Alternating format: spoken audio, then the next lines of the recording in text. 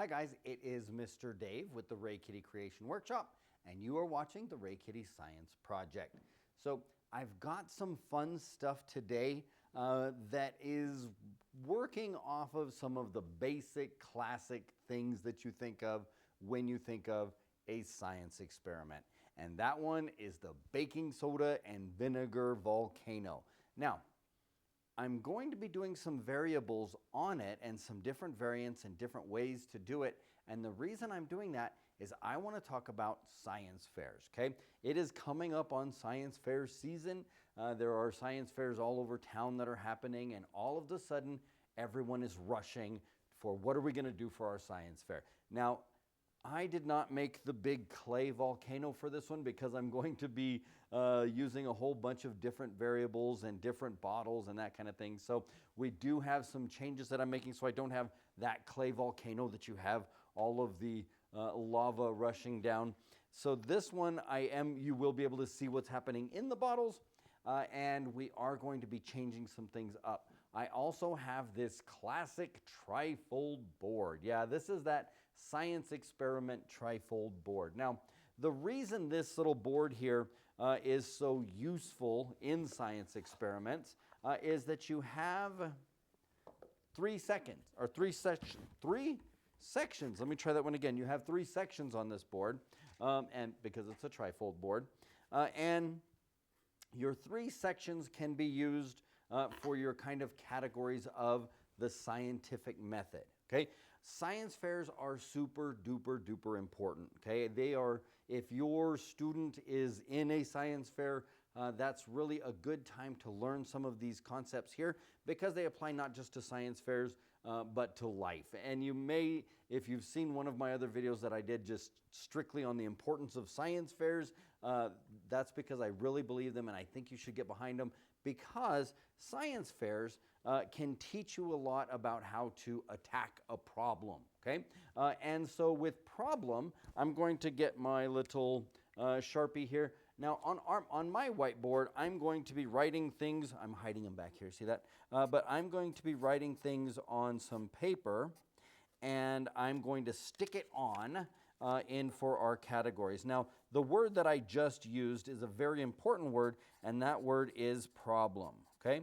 Now, if you were in one of my classes, you would immediately begin to critique my handwriting because that's what they do. But this section over here is our problem, okay? Now, when we say, okay, let's work with our problem, that doesn't mean that you're like, I have a hard time sleeping at night. That's not what we're talking about.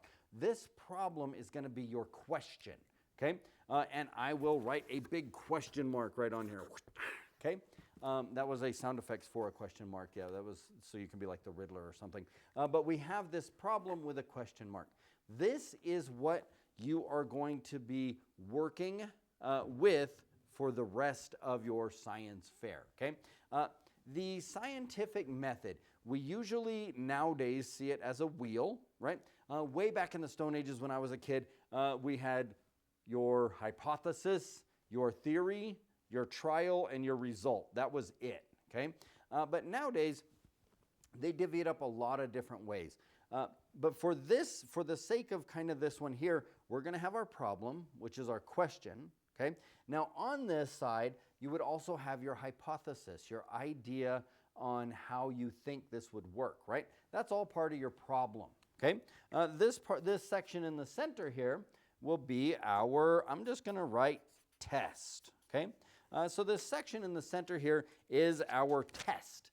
This is how we are going to work on our problem. Now, this is super important. This is one of the things that is so important about a science fair. Even if you're doing a very simple experiment, the hypothesis, the theory, the idea that you have, when you test it, it doesn't have to be correct. This does not have to be the same as this sheet here. So I'm just going to write answer, okay? Because there's a lot of different ways to phrase that, your conclusion, your result, all those kind of things. But I'm going to write answer.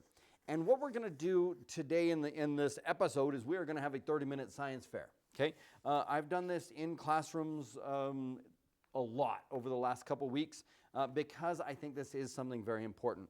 So the thing I want to stress, okay, if you're doing this at home, this little bitty trifold board I just picked up at your big box store on the way over here, but you can use a piece of paper and create a science fair project out of simple everyday items. Okay, I am doing the baking soda and vinegar volcano because that is the classic. When you think science fair, you think either that or that one kid that blew the wing off the building. One of those two things are the things that you think of. We don't want to do that in the studio here, so we're just going to go with this one.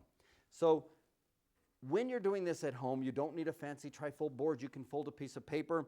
You don't even really need that, but it is a nice way to organize your information. So we have a problem, okay? That is our question. We have our test. That is the way we're going to test our hypothesis, theory, question, all those things. And then we have our conclusion, okay? So I'm going to move this board over here to where it's out of the way, and we can start working on those problems and developing our problem, developing our test, and developing our conclusion. Now, first, before we can test anything, we have to know what we're testing, okay? So we have to know how we're testing and what it is we're going to be looking at in our test. So for ours, we are doing the volcano, but I'm going to be testing it in a bunch of different ways just for the sake of watching this, but these are all different methods that you can use. One way we're going to test it will be if we have to have vinegar, right? So I'm going to put stuff, okay? So what kind of stuff are we going to put in our volcano to create that reaction, okay? We are going to do salt or our baking soda and vinegar for the majority of it, but we're all going to just test it with some different stuff also, okay? And our problem is, in this one, it's going to be what happens, okay? So I'm going to write what happens, okay? Now this is very simplified just for kind of the sake of showing it off. If you're doing this one at home, you can have a lot of, you want your hypothesis to maybe have a little bit more detail. You want your question to maybe have a little bit more detail. But for the sake of this one here, we're going to see what happens when we use different materials, different stuff, okay? That's one of our questions. So we'll start with that question there. We're, for the sake of time, just going to use one different material. And that material, instead of using our vinegar that we had before, we're going to use water, okay? So we're going to try to make a baking soda and water solution, and we're going to see what happens, okay? So on your test area here, you could say that you use baking soda and H2O, water, however you want to kind of visualize that. So we're going to put a little bit of the baking soda in here. We're going to see what happens. Now, you'll notice I didn't put any of the dish soap yet, right? Because that's going to be one of our components when we get into this one. If you are doing this particular experiment, the three things that you need as far as your materials are going to be baking soda, vinegar, and dish soap, okay? And we'll show you why you need the dish soap later. I'm doing it in these little bottles here. These, if you are doing that experiment, are so much better than the larger water bottles.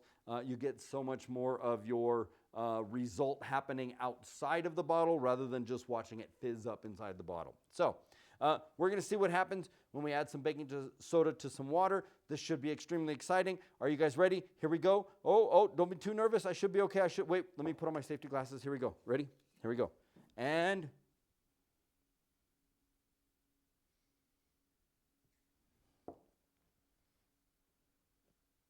I have wet baking soda. Yeah, that's it. That's all that happened there. So if that was our test, we would find out, okay, well, and it actually, most of it dissolved. So now I just have a little bit of baking soda-y water, right? So we did change the pH on the water if you want to get into all of that. But this should still be drinkable. But it's not very good, okay? So we do now have just baking soda and water. So that was one of our tests, a very simple test. Our conclusion on that one would be that nothing happened, okay? So I'm just going to write a big X. So I'm going to write H2O and an X. And I'm going to stick that on there, okay? I wrote it on the back of the Post-it instead of on the Post-it. Okay, so here we go. Let's try that again. H2O and an X. We're going to just put an X because nothing happened, okay? So when we used H2O instead of vinegar, we got a whopping nothing to happen, okay? So we've decided now that our baking soda and vinegar is going to be the best of our materials to use. We're going to get a lot more results out of that. So I've got some vinegar here. I'm going to be pouring a lot of it, so I'm going to put it into this one here because it's a little bit easier to pour. Now, if you are doing this experiment at home, you'll notice that I have these trays that I'm working on. I do have my tablecloth down. There is plastic underneath it so it doesn't damage the table. But these trays will be pretty important because hopefully things will get exciting. Okay, so we're going to do our first test. This is our standard baking soda and vinegar experiment. Okay, and I've got my baking soda here. I've got my vinegar here. Okay, now one way you can test this, and I'm not going to write them all down. This is just so you understand this board here. One way you could test this is, does it make a difference if you put the baking soda in first or if you put the vinegar in first? Okay, those are a good variable for a science fair project, okay, or for your 30-minute science fair project at home, which material you put in first, which one are you going to get a greater reaction with. That's a fun variable. In this case here, like I say, we're not writing all this down on the board. This is just so you understand. So I'm going to put a little bit of vinegar in there. Now, another thing that you could test is how much, okay? So we may test that with some of our other bottles. So I filled this little guy up about that much, okay? Which the stoichiometry is not super important, obviously, because I just filled it up about that much, okay? So I've got that guy filled up that much, okay? Now, one of the ways that we can test that, or another thing that you'd be able to test, is how quickly we put the baking soda in. So I'm going to use a funnel. For this one here, I'll use a funnel and I will put in some baking soda. We'll start with not a lot of baking soda. This does not have the dish soap yet. That's another variable, okay? So you can use one with the dish soap, one without. See what the difference is, okay? And I will explain to you the difference in just a minute. So we're going to do this first one and see what happens. We put the baking soda into the vinegar there, and we have a nice little, we've got some bubbles that are forming there. That's pretty fun, right? So we have a simple little eruption there.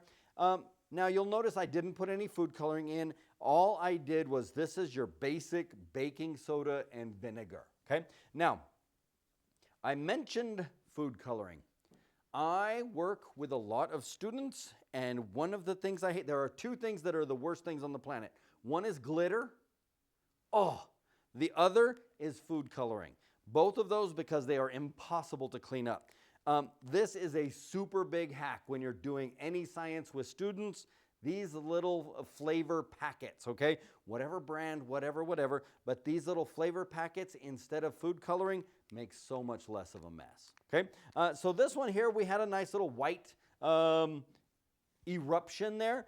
We had some bubbles. Our bubbles have gone away now because there was nothing there to hold them together, okay? So what we're going to do next is this one here. Another variable that you could test, because we want to find those variables, is how much of the vinegar is gone, right?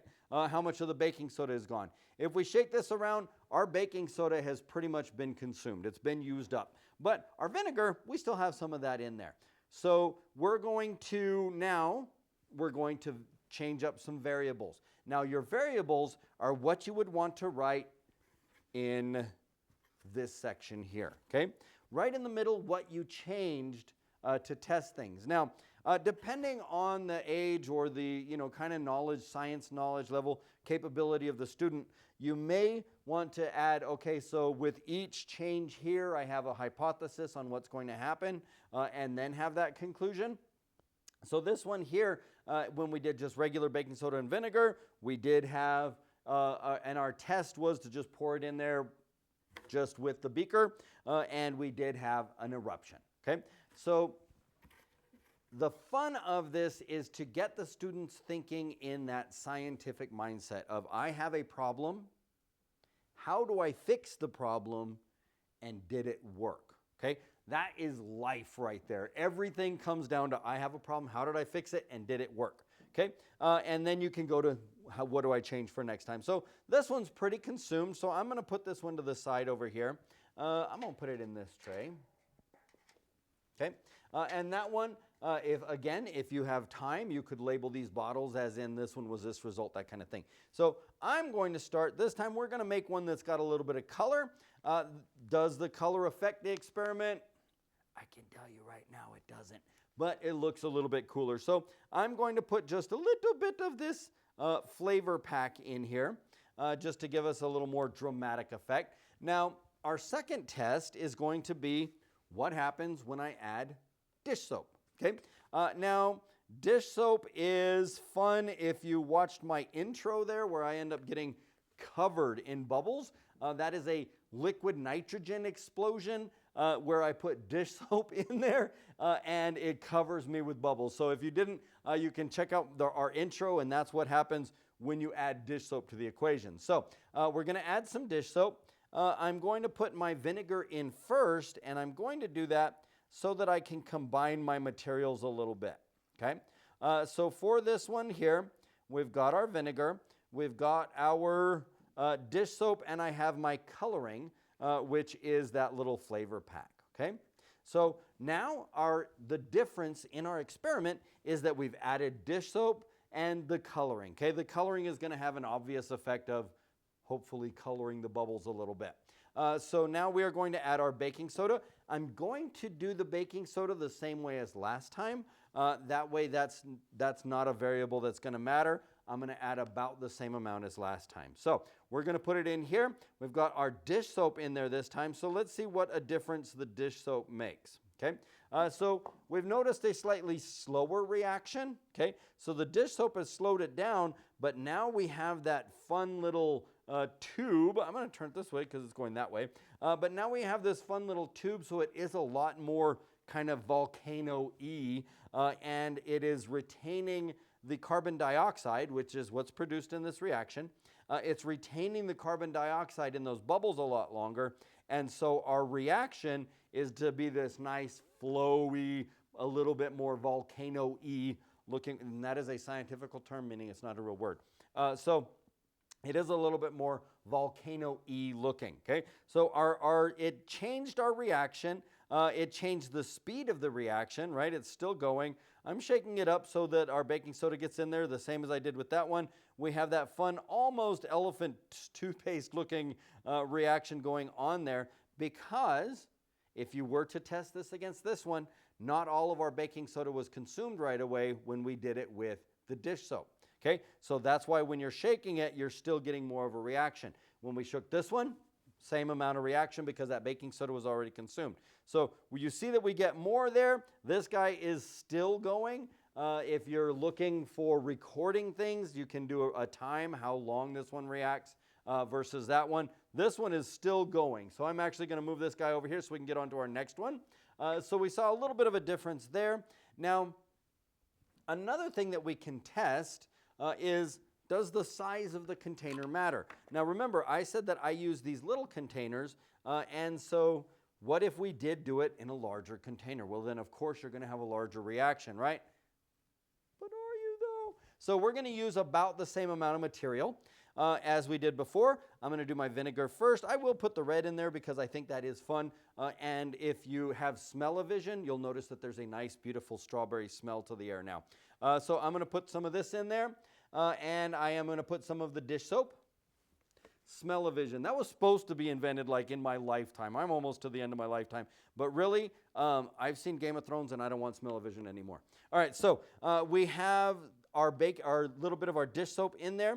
We're going to put our vinegar in there. Now I'm going to try and continue using about the same amount of vinegar. Okay? And that's because we don't want that to be a variable yet. So I'm going to stir this up the same way I did before. Now I'm stuck on the visualizations of Game of Thrones smell-o-vision. All right, so I'm going to put this in here. We're going to do the same amount of baking soda. I'm going to do it through the funnel again just so we end up getting about the same amount. Here we go with our baking soda in there. And now in this one here, because it's a little bit clearer, you can actually see why that reaction's taking longer. If you look here, you can see on top of those bubbles, I'll see if I can hold it at the right angle here, but on top of those bubbles, that baking soda is actually caught on top of the bubbles that formed right away. So when we shake this guy up a little bit, then we should get some of our reaction because the baking soda was able to mix in. So the reason that didn't happen in this one and it was able to consume it right away was because those bubbles are so much stronger, they've got so much more adhesion that the baking soda wasn't able to penetrate and get down to our vinegar. So now we have this one here. This one's looking kind of like that classic one, but you may notice we really don't have much overflow. On this one here, we had a lot of overflow. The majority of our reaction happened outside of the bottle, whereas this one here, the majority of the reaction is happening inside the bottle. So another one that I want to do to test real quick, I'm going to move this guy over here. I'll move this guy over here. And this one, this one's kind of fun, is I want to see what happens if we attempt to stop the reaction. Okay, so I'm going to put my glasses on for this one. There you go, right? Hopefully I won't need them. But I am going to put them on for this one here. We're going to put our vinegar in. I'm not going to worry about the bubbles, and I'm not going to worry about the coloring, but I have a cork. And we're going to put a cork in the bottle. And we're going to see what happens when we put a cork in the bottle. Remember, the reaction happened faster when I did this one, so I do want to get that cork in there as quickly as I can. And we'll see if we're able to stop that reaction with that cork. Okay, now let's see if I've got enough of a reaction going on. I can feel the bottle getting solidified. We can see how our bubbles are not coming out. Now I did put the glasses on because there is a chance that this cork will shoot out. If you want that to happen for sure, you'll get a little bit bigger bottle and you will do this one outside. Boop, that cork will go flying into space. So we did actually slow that reaction down to where hardly anything happened there. Now if I take the cork out, boop, yeah, we can see that built up in there, but hardly anything happened as far as that flowing. So one last one that we will do, because I like this one here, and that is we want to test if the size of the nozzle changes anything. Now I can do that with this funnel here because this funnel is slightly shorter than my bottle. Okay, so when I put the funnel on there, now that's changing the size of the nozzle. So we're going to try that one there, and I'm going to put my vinegar first. Because I want this one to be fun, I am going to put some of the red in there also and some of the, I'm going to skip the dish soap. So I am going to put a little bit of the red in there. Here we go. Shake that up just a little bit. And that way we've got some contrast against our funnel when we do it. So I'm going to pour it with this funnel here, and then I am going to attempt to cap it with this funnel here. So we put it in here. We're going to make a smaller nozzle and see what happens with the smaller nozzle. Now, we can see that this is much more active now with that smaller nozzle. Again, if you want to go crazy with it, you can go a smaller one, do it outside, because it will get messy. Now, I didn't want anything that was shooting all over the place in here, but we can see that we've got a lot more activity with that smaller nozzle. Okay, so the size of the nozzle changed, right? That was one of our variables. The type of material we use changed. That was one of our variables. So changing the material, we saw, okay, well, sometimes if we have bubbles, then it'll do a little more. It'll continue longer. If we don't have bubbles, right, the reaction happens faster, but it doesn't, it doesn't quite go up as crazy as it did. Now we're going to do one last way to kind of change our variables, and we are going to go the other way around. I am going to put my baking soda in first, okay? And remember, so these things here you would write on your problem side, you would write, okay, well now we're changing what happens or what is the difference when we put the baking soda in first. So I'm going to put the baking soda in first, and then I'm going to add the vinegar. Now I'm going to put the coloring in, like I said, just because it's fun. We're going to add the vinegar. I'm going to attempt to add the vinegar pretty quickly, but we'll see if there's a reaction change if you put the baking soda in first, okay? So these are all different ways to test this classic example of a science fair project. And so I'll pour that in there. Oh yeah, see now when we put the baking soda in first, remember how it sat on top of those bubbles? Now we've reversed it, so instead that reaction happened very quickly because our liquid acetic acid or our vinegar was able to just consume all of that powder very quickly. So we'll see if there was any left over because I can't really see. So, but in these ones here, we saw if it consumed all of the baking soda. We'll see if this one consumed all the baking soda. Nope, there's still more in there, okay? So this is a much faster reaction. So we've changed in just these couple of components, being the material we used, the size of our container, the way that we put the material in there, has made a big change on our result. So the classic baking soda vinegar volcano that you've heard of and that you've done can be a great experiment because there's a lot of different ways you can actually change the variables, okay? So before we wrap up, I'm going to put a balloon on this one here. This is to see how much material has changed. And so when I put that on there, we can see that this is actually filling with that carbon dioxide gas. And this is, instead of catching it in the little bitty bubbles with our dish soap, we're actually catching it in our balloon here. It's still filling that balloon. Right now, in my mind, I'm like, please don't blow up, please don't blow up. No, but it's not going to expand enough to blow up the balloon. So these are some fun ways with very simple objects to demonstrate I have a problem, how do I test it, and what are my conclusions. Now remember, if you have a problem, if you have a question, and your idea or your hypothesis of what happens is different than what actually happened, that doesn't mean, oh no, I messed up, okay? To have a conclusion that's different than your idea or hypothesis means that you learned something, okay? And that is super important. Don't worry about being wrong. You're not wrong. You just have to realize what was different, okay? So I am Mr. Dave. I hope you guys are now getting some ideas for those science fairs. Use some of this in the science fair. If you're doing it at home, send me a picture, email me a picture, comment a picture, whatever. Have fun with those science fairs. Again, I'm Mr. Dave.